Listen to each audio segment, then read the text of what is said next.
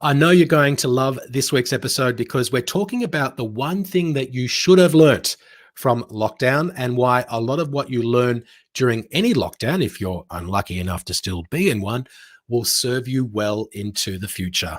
Hey there, and welcome to episode 52 of the show.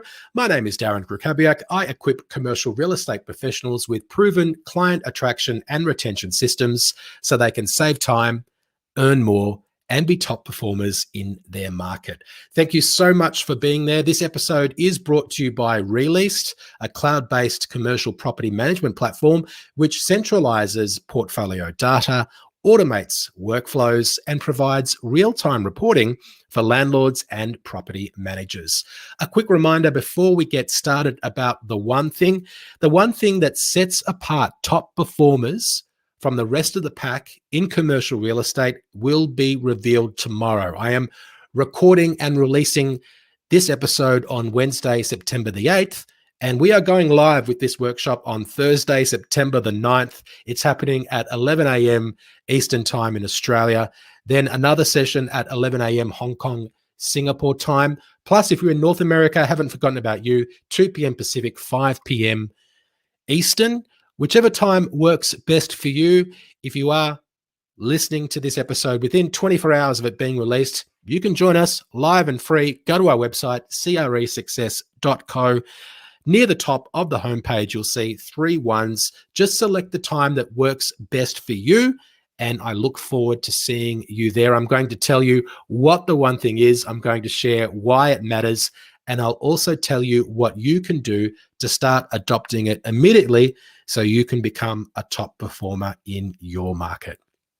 Let's get into today's topic. And last week I was talking about beliefs that are lies, and continuing with that theme, a belief that I think a lot of people have held, partly in hope, is that things are going to go back to the way they were before COVID-19 once, whether it's vaccinations happen or something happens in the short term. And I think that what we're seeing is that things aren't going back to the way they were. They might be becoming more normal, but the expression has been coined, the new normal, right? And what does that new normal look like? I don't want to get bogged down in that, but what I do want to say is that COVID-19 has accelerated trends which were already in motion, things like e-commerce, for example.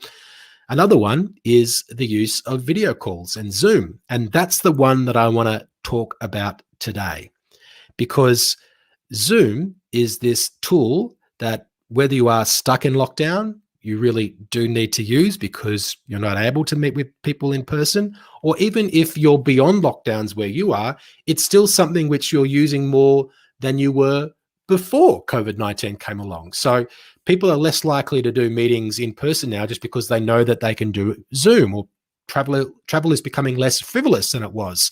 It seems like a bigger deal to get on a plane than it used to be. I think some people even perhaps won't be as likely to drive 1 hour for a meeting if they know they can do a meeting via Zoom. So getting better at Zoom is something that is worth spending the time to do. You might feel like, hey, I know how to use Zoom. I've used it plenty of times. What is this episode really about? Well, I want to share with you the basics, but also some advanced tips on how you can get better at Zoom, because when you're not meeting people in person and the only impression that they have of you is what they can see on a screen, then I think it's pretty important that we put our best foot forward with what it is that they can see. And in some ways it's an advantage because there's less things that can go wrong when all people can see is a screen. But also, if we don't do the little things, then we might be putting ourselves at a disadvantage compared with other people who are. So I don't know about you, but sometimes when I'm on Zoom calls and it takes a few minutes for other people to log in, they don't know how to turn the right camera on. They don't know how to turn the right microphone on. They might need someone to come into the room to help them. I kind of find myself thinking, how long has this pandemic been going on for? Surely people should know how to use Zoom. And that's probably a little bit unfair and impatient of me. And I do remind myself to be more patient. But I also know that I would rather be the one who is being patient as opposed asking other people to be patient. And, I've been guilty of, for example, leaving my microphone on mute when I'm talking. And in fact, I dropped my laptop a few weeks ago and that busted the webcam that's inside, the built-in webcam in my laptop. And then I tried to do a Zoom call from my laptop when I wasn't at my desk connected to my external webcam. And I was that person who couldn't actually get logged on properly. So it does happen to everyone. That being said, I think that we just want to make sure that we know the basics of how to use Zoom. So if you haven't even figured that out yet, go ahead and bone up on how to get the right camera on, the right microphone on, etc. But assuming that you're there, I want to tell you how to get better, because if we're not able or not doing as many face-to-face meetings, it's important that we get this Zoom thing right. One thing that you can do is record yourself. Now, a lot of people don't like watching themselves back on video, but the only way that you'll see what you can't see is by watching yourself back. So there could be something that you're doing, a distracting mannerism, or perhaps something that you're saying a lot, which is really taking away from the substance of what you're saying. It could be a blind spot that you can't see when you're in the moment, that you can only catch by watching yourself back. So if ever you're in a meeting that is recorded, watch the recording and see how you look. Or if you're not often in meetings that are recorded, just ask the person, of course, ask them if you can record the meeting and watch it back for your own purposes, and then just see how you're coming across. And then you can correct anything that is perhaps taking away from the substance of what you're saying based on what you see. Another thing that you can do is to go to the video settings on Zoom. So if you click on the video at the bottom of the screen while you're on a call, you'll see a few different options. One of them is touch up my appearance. This is kind of like an Instagram filter, and you can toggle it left and right. And maybe you don't put it on the whole way because you'll start looking like a cartoon character, but you might want to put it on a little bit just to get rid of any blemishes and to sort of make yourself look a little bit better on Zoom. Another thing that you can do inside the video settings is adjust for low light. And lighting is really important on video. Ideally, if you're able to have your desk facing natural light, so you've got lots of natural light coming onto your face, then that is ideal. But if that's not possible, then using the adjust for low light feature on LinkedIn will make more light come into the frame.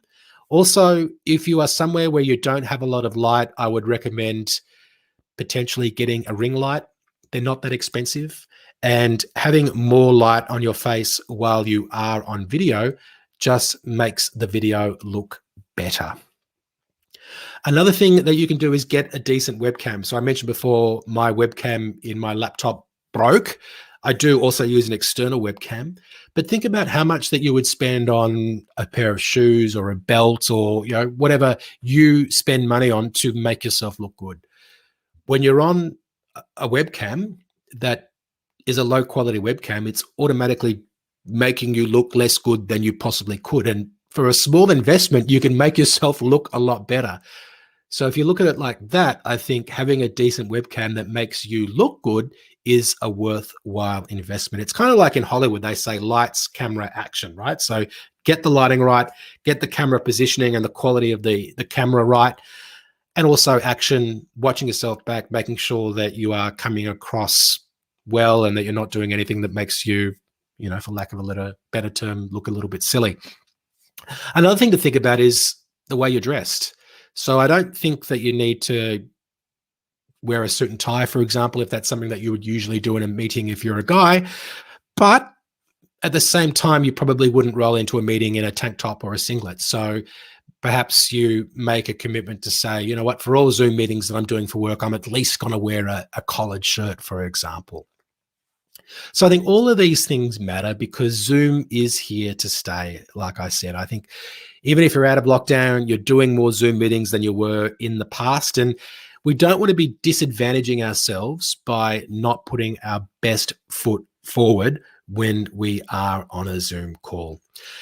One other tip I've got for you is to not only get better at Zoom. So I just explained to you how to adjust for low light and to touch up your appearance on Zoom, but there are other video formats or applications like Microsoft Teams, for example, and Google Meet. And you might say to yourself, well, in our organization, we use MS Teams, so that's the one I need to know. But you might be invited to a Zoom meeting from time to time. You might be able to use that on your phone if you can't use certain applications on your work system. Whatever the case might be, I think it's worth being able to know how to use different applications, so you're not that person who's keeping everyone waiting when you get an invitation for a meeting on a platform that you're not so familiar with. I know I'm caught out sometimes when I'm invited to Microsoft Teams or to Google Meet because I'm not as familiar, or I've tried to get better on those applications. So really today is all about getting better at Zoom. I'll give you one other bonus tip. I was in a Zoom meeting, and another person was eating a piece of cake. And I remember thinking to myself, if this was a real meeting, in-person meeting, then that person would not have wandered into the meeting room with a piece of cake and just started eating. And this wasn't like a webinar where I was presenting and that person was in the audience. This was a meeting that they were participating in. So maybe have a think about that. If you wouldn't, a cup of coffee is probably all right, but if you wouldn't be eating in a meeting that you were in person, then perhaps that's not the meeting that you should be eating in as well. I hope that today's episode has helped you just think a little bit about some ways that you can get better at Zoom or at Microsoft Teams or Google Meet or whatever video application you're using for meetings. I hope that you think about also other skills that you've picked up during lockdown, things that you've gotten better at that you weren't previously doing, that you don't just throw the baby out with the bathwater when you're out there again meeting with people, that you use some of those skills that you've picked up along the way. They will serve you well into the future. The last thing before we go that I'd love for you to do is to rate and review this podcast. So if you found what we've talked about today helpful and you'd like to have more people find it, the best way that you can help us share the message is to review the podcast. If you're on Apple, for example, to click that 5-star button, and that will help more people find the content. That's all I've got for you today. Thank you so much for listening, and I will speak to you soon. Okay, YouTube, LinkedIn, thank you so much for watching me record this week's episode of the podcast. I hope that was helpful. Feel free to leave a comment. Tell us what you think about today's episode. If you do have a Zoom tip that I didn't share that you think would be worth people knowing, then write that in the comments as well. I'd love to hear your ideas on how we can all get better at video calls. I hope you'll join me again next week for the next episode of the show that I'll be recording at this time on this channel. Thanks, and speak.